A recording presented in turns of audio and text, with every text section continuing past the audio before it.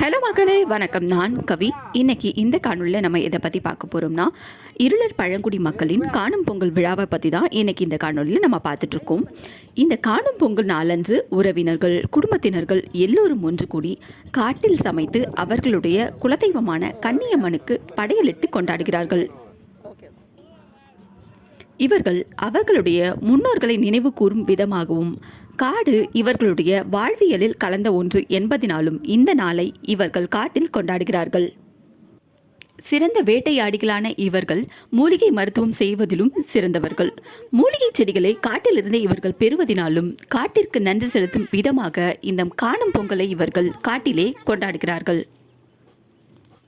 நாம் மாட்டுப் பொங்கல் கொண்டாடுவது போல இவர்கள் மூன்றாவது நாளான காணும் பொங்கலை ஆடுகளை மேய்ச்சலுக்கு கொண்டு சென்று இந்த நாளை ஆட்டுப் பொங்கலாக கொண்டாடுகிறார்கள். ஆடும் ஆட்டு மந்தைகளும் இவர்களது பொருளாதாரத்திலும் வாழ்வியலும் சம்பந்தப்பட்ட ஒன்றாக இருப்பதினால் மூன்றாவது நாளான காணும் பொங்கலை ஆட்டுப் பொங்கலாக இவர்கள் கொண்டாடுகிறார்கள்.